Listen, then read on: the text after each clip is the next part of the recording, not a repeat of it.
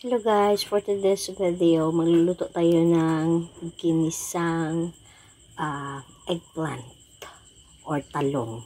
Kasi paborito nung mga anak ko guys. So ayan, yung sekreto ni mama, it's magic! Magic! Magic para sumarap yung mga luluto nyo. Ayan yung eggs, kamatis at saka onion. So I have to stir fry first yung onion. Ayan.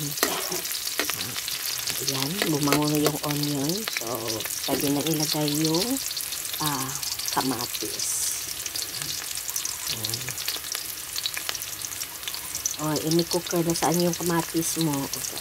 So, mahirap talaga guys pag isa lang yung kamay mo nagluluto ka habang nag-video. O, diba?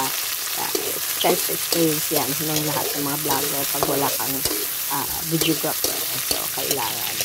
Ayan, so gisa-gisa na natin yung konti yung kamatis at saka sibuyas. Ayan. Bango na naman yung luto ko. Ay, tsaka taba na yung puso ng mga anak sa kain nito. Ayan. So, yan lang yung purpose sa pagluto ng simpleng ginisang eggplant. Fruited eggplant.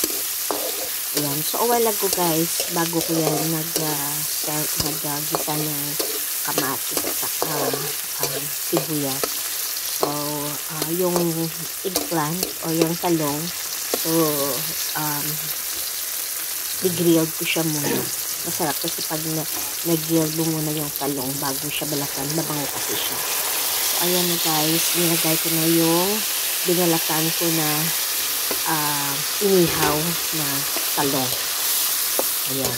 So, bago ko siya inilagay, nilagyan ko na yan guys ng, kung nakita nyo kanina, meron akong magic. It's magic. Saka nilagyan ko din siya yan ng kaunting tuyo. Siguro 1 kilong talong yan guys, niluto ko. So, isang talong, isang sachet na magic sarap. At saka 1 pinch of salt. And then, nilagyan ko din siya ng 1/2 teaspoon. Oh, no, it's not.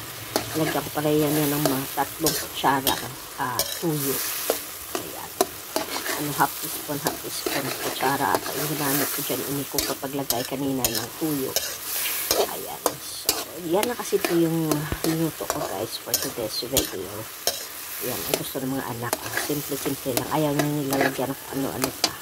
Basta 1 kilong talong, 2 pirasong kamatis, 1 onion, ayan. At syempre, gusto din nila guys kumain ng salted egg. Ayan, nilagyan ko din ng salted egg at the top of the ginisang talong. Ayan, diba? So, kainan time na guys. Thank you for watching. Until next time.